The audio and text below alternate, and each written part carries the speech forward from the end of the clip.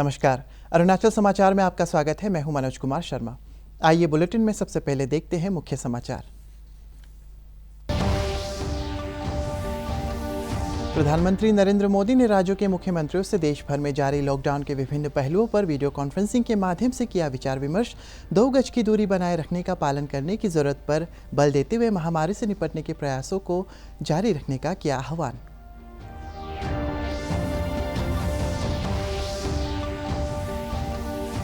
देश भर में कोरोना संक्रमण के 27,892 मामले, जिनमें से 6,185 लोग हुए ठीक। केंद्रीय स्वास्थ्य मंत्रालय के अनुसार अब तक 872 लोगों की इस बीमारी से मौत।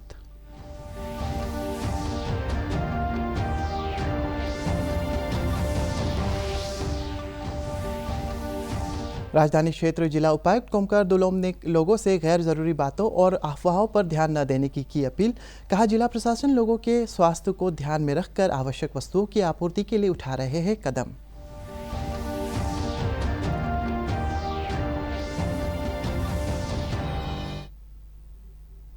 प्रधानमंत्री नरेंद्र मोदी ने आज चौथी बार राज्यों के मुख्यमंत्रियों और केंद्र शासित प्रदेशों के उप राज्यपालों के साथ वीडियो कॉन्फ्रेंसिंग के जरिए कोविड-19 महामारी से निपटने के लिए प्रयासों और ताज़ा हालात के बारे में चर्चा की। प्रधानमंत्री ने कहा है कि हमारा प्रयास रेड जोन वाले क्षेत्रों को ऑरेंज जोन में परिवर्तन करना और ऑरेंज जोन वाले इलाकों को ग्रीन जोन में परिवर्तित करने के लिए होना चाहिए। उन्होंने एक बार फिर 2 गज की दूरी बनाए रखने का पालन करने की जरूरत पर बल देते हुए कहा कि महामारी से निपटने के लगातार अपने प्रयासों को जारी रखने के बीच आर्थिक गतिविधियों को भी महत्व देना होगा। चर्चा के दौरान श्री मोदी ने कहा कि मास्क और फेस कवर हमारे जीवन का अनिवार्य हिस्सा होंगे। राज्य के मुख्यमंत्रियों ने प्रधानमंत्री के साथ कोविड महामारी से निपटने के आगे के विचार साझा किए। मुख्यमंत्रियों ने स्वास्थ्य संबंधी बुनियादी सुविधाओं को बेहतर करने के लिए सुझाव दिए। प्रधानमंत्री ने कहा कि हमारा उद्देश्य इस मामले पर तेजी से कार्रवाई पर केंद्रित होना चाहिए। उन्होंने कहा कि पिछले 1.5 महीने के लॉकडाउन में हजारों लोगों के जीवन को बचा लिया है। श्री मोदी ने कोरोना वायरस का असर आने वाले महीनों में भी दिखाई पड़ेगा, ऐसा कहा है। देश भर में अभी तक कोरोना संक्रमण के 27,892 मामले सामने आए हैं, जबकि 6,185 लोग ठीक हो चुके हैं और 872 लोगों की इस बीमारी से मौत हो चुकी है। नई दिल्ली में आज संवाददाताओं को संबोधित करते हुए केंद्रीय स्वास्थ्य मंत्रालय के संयुक्त सचिव लव अग्रवाल ने कहा कि अच्छी बात यह है कि मरीजों के ठीक होने की दर देश में बढ़ती जा रही है। उन्होंने लोगों से कोरोना मरीजों से भेदभाव न करने की अपील की। केंद्रीय गृह मंत्रालय के संयुक्त सचिव पुण्य सलीला श्रीवास्तव ने बताया कि आपदा प्रबंधन अधिनियम के तहत अंतर मंत्रालयीय टीमों ने संबंधित राज्यों में पहुंचकर काम करना शुरू कर दिया है। उनकी विशेषज्ञता हम राज्यों के साथ साझा करना चाह रहे थे ताकि कोविड-19 के खिलाफ सफलता पा सके।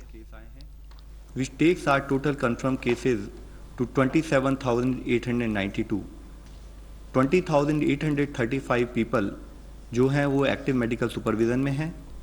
पिछले एक दिन में 381 पेशेंट्स आर फाउंड क्योर्ड, जिससे कि हमारा total persons who have been cured the number become 6,184। 16 district हैं देश के जहां पर कि पिछले 28 दिनों से कोई केस रिपोर्ट नहीं हुआ है। इन डिस्ट्रिक्ट्स में 3 नए डिस्ट्रिक्ट्स ऐड हुए हैं। अगर आप देखें 24 अप्रैल से अब तक में, वह है गोंदिया महाराष्ट्र में, देवनगेरे कर्नाटक में, लखीसराय बिहार में। इसी के साथ ही जो डिस्ट्रिक्ट पहले 28 दिन की, जिसमें कि पहले केस आए लेकिन 28 दिन से केसेस नहीं आए थे, इससे पहले रिपोर्ट हुई, उनमें से 2 डिस्ट्रिक्ट्स में नए फ्रेश केसेस भी आए हैं। वह है पीलीभीत उत्तर प्रदेश में और एसपीएस डिस्ट्रिक्ट पंजाब के अंदर। राजधानी क्षेत्र जिला उपायुक्त कोमकर दुलोम ने लोगों से गैर जरूरी बातों और अफवाहों पर ध्यान न देने की अपील करते हुए कहा कि जिला प्रशासन लोगों के स्वास्थ्य को ध्यान में रखकर ही आवश्यक कदम उठा रहा है। उन्होंने कहा है कि राजधानी क्षेत्र में आवश्यक सेवाओं की आपूर्ति बनाए रखने के लिए साग सब्जियों की उपलब्धता पर भी ध्यान दिया जा रहा है। जिला उपायुक्त ने कहा है कि राज्य में बोमडिला, सागली सहित सब्जी उत्पादक इलाकों से इसकी आपूर्ति के लिए कदम उठाए जा रहे हैं। इसके बावजूद राजधानी क्षेत्र की मांग को पूरा करने के लिए होलोंगी चेक गेट से पड़ोसी राज्य असम से ग्रीन जोन इलाकों से सब्जियों की आपूर्ति को अनुमति दी गई है। सब्जी हो गया, मीट हो गया या वेजिटेबल्स, मतलब वेजिटेबल्स हो गया, आलू प्याज वगैरह जितना भी आइटम्स है, इसके ऊपर में साइंटिफिकली कोई प्रूफ नहीं है कि इसके जरिए से ये वायरस फैलता है। अगर इसके ऊपर कोई शंका होता तो मिनिस्ट्री ऑफ होम अफेयर्स कभी भी इस चीज़ का मूवमेंट का ऑर्डर नहीं देता। तो यही आज मॉर्निंग को भी यूथ एसोसिएशन के रिप्रेजेंटेटिव्स आए थे, मैंने उन लोगों को भी समझाया कि कहीं भी अगर साइंटिफिक कोई रीज़न है, कारण है, तो हमें बताइए, तो हम ये खाने पीने का चीज़ों को हम रोक सकते हैं। ऐसा कोई रीज़न नहीं है, कोई साइंटिफिक बेसिस नहीं है जिसके चलते मैं वेजिटेबल्स को और आपका जितना भी मीट है, जितना भी चिकन हो गया, मीट हो गया, फिश हो गया, इसको ईटानगर में नहीं इंपोर्ट करने का कोई साइंटिफिक रीज़न नहीं है। तो इसलिए उन लोगों को मैंने समझाया ये अलाउड है, हर स्टेट पे चल रहा है और लोग बगैर खाए कैसे जिंदा होगा। एक तो कोरोना से पहले भूख से मर जाएगा लोग। राजधानी क्षेत्र के पेट्रोल पंपों पर बिना मास्क के उपभोक्ताओं को पेट्रोल और डीजल नहीं मिलेगा। राजधानी क्षेत्र जिला उपायुक्त के निर्देश पर पेट्रोल डिपो द्वारा यह नियम लागू किया गया है। जिला खाद्य एवं नागरिक आपूर्ति अधिकारी बेंगिया अमित और राजधानी क्षेत्र पेट्रोल डिपो संघ के अध्यक्ष कीपा लोरम ने कहा है कि कोविड-19 की महामारी को फैलने से रोकने के लिए नो मास्क नो पेट्रोल के नियमों का कड़ाई से पालन जरूरी है। आप जो गाड़ी में तेल लेने आए पेट्रोल पंप में ना, तो जो मास्क नहीं लगाएगा उनको पेट्रोल या डीजल नहीं मिलेगा। और डीसी साहब का ये है ऑर्डर है, डायरेक्टिव है, और हम लोग उसको पूरा इम्प्लीमेंट कर रहे हैं आज से। अरुणाचल में जो भी ये उसको लड़ने के लिए हम लोग बंदूक से दाऊ से नहीं लड़ेगा, सिर्फ हम लोग ये मास्क पहन के लड़ना पड़ेगा। जो भी पेट्रोल पंप में आने वाला को में एक रिक्वेस्ट है, उसको मास्क पहन के आना पड़ेगा, नहीं तो नहीं मिलेगा वो पेट्रोल डीजल भी पेट्रोल भी नहीं मिलेगा। जो मास्क पहन के आने वाला को देगा, नहीं तो हम लोग नहीं देगा। उसमें डीसी का ऑर्डर है और डिस्ट्रिक्ट एडमिनिस्ट्रेटिव का ऑर्डर है, इसलिए हम लोग मान के चलना पड़ेगा। केंद्र सरकार ने आज मीडिया के एक वर्ग में आई इन खबरों को खारिज कर दिया कि सरकारी कर्मचारियों को सेवानिवृत्ति की आयु 50 वर्ष करने का प्रस्ताव है। कार्मिक जन शिकायत और पेंशन राज्य मंत्री डॉक्टर जितेंद्र सिंह ने नई दिल्ली में कहा है कि सेवानिवृत्ति की आयु घटाने का कोई प्रस्ताव किसी भी स्तर पर नहीं है। उन्होंने कहा है कि कुछ निश्चित स्वार्थी तत्व है जो पिछले कुछ दिनों से सरकारी सूत्रों के हवाले से गलत सूचनाएं दे रहे हैं। There has been no such move at all at any level in the government, nor was it ever contemplated. It has been reiterated time and again. I know how this motivated mischief comes up again and again.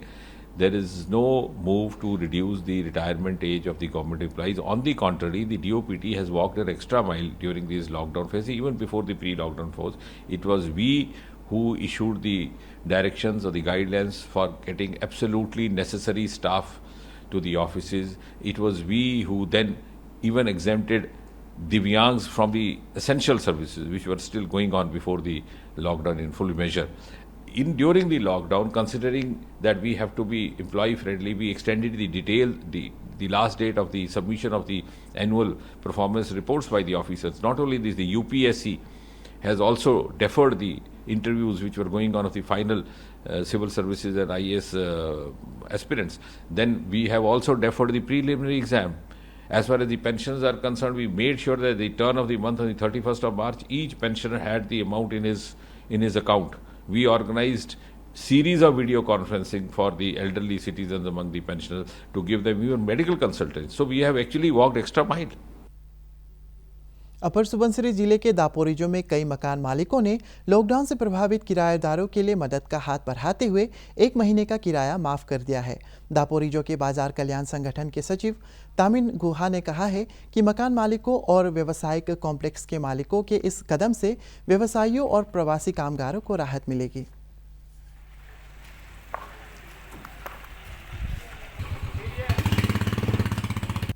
मेरा नाम तामिन गुहा है। मैं all new market welfare association का बाजार secretary हूँ।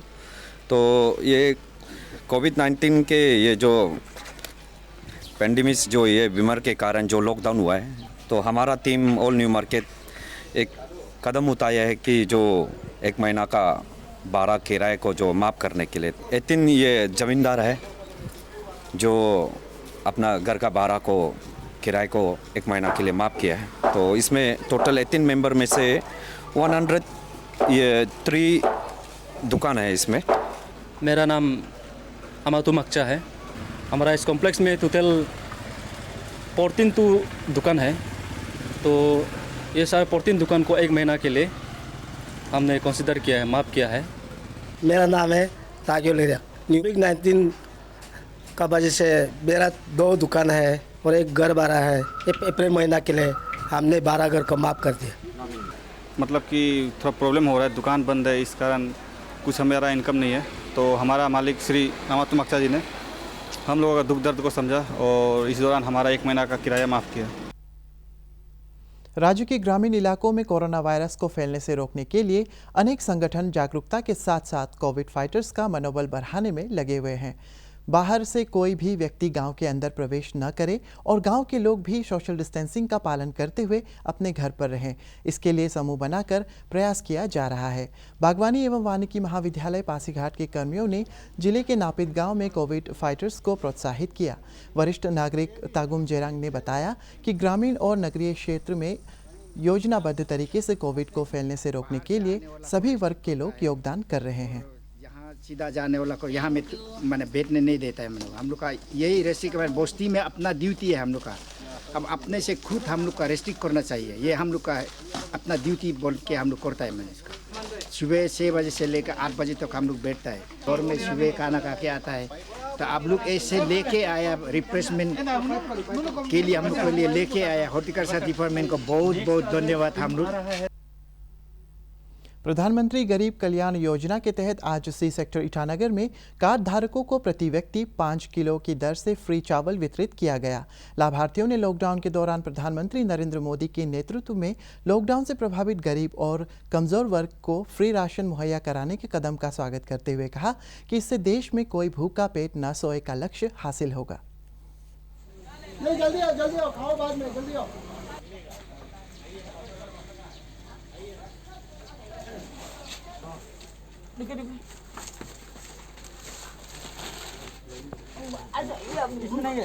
इसको phone करो ना, इसको रसीद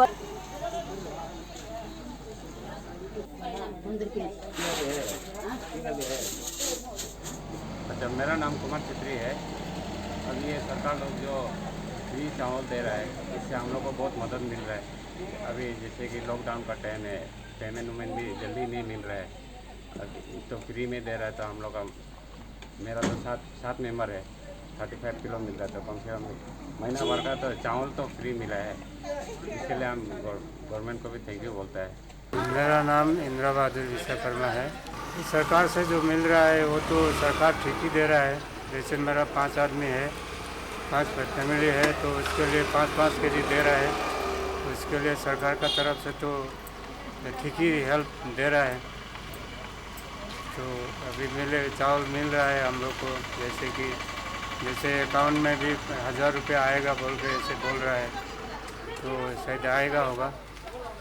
सब कुछ पासबुक ये सब है, जेरॉक्स मांग रहा है और सब दे रहा हूँ हम लोग।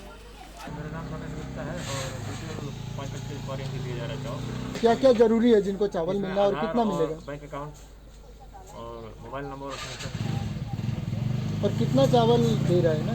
एक आदमी का 5 केजी। तो ये कई महीने के लिए है या सिर्फ एक महीने का? अब तो सावन हो जाने, अब तो इस महीने फ्री आया। त्रिपुरा की राजधानी अगरतला के एमबीबी एयरपोर्ट से जरूरी सेवाओं के लिए कार्गो उड़ान जारी है। एमबीबी एयरपोर्ट के निदेशक वीके सेठ ने बताया कि एयरपोर्ट के सैनिटाइजेशन के साथ साथ सभी स्वास्थ्य और सुरक्षा मानदंडों का पालन किया जा रहा है। उन्होंने बताया कि भविष्य में उड़ानों को शुरू करने के लिए भी तैयारियां जारी है।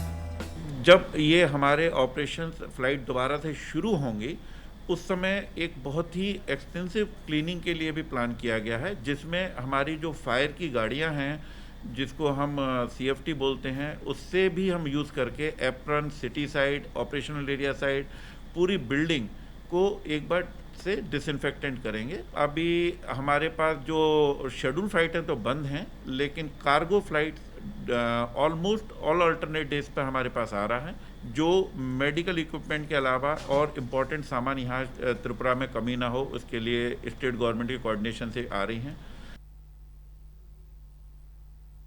अरुणाचल समाचार के आज के अंक में इतना ही। हम कल फिर हाजिर होंगे अरुणाचल और देश और दुनिया की खबरों के साथ। आप देखते रहिए अरुण प्रभा। नमस्कार।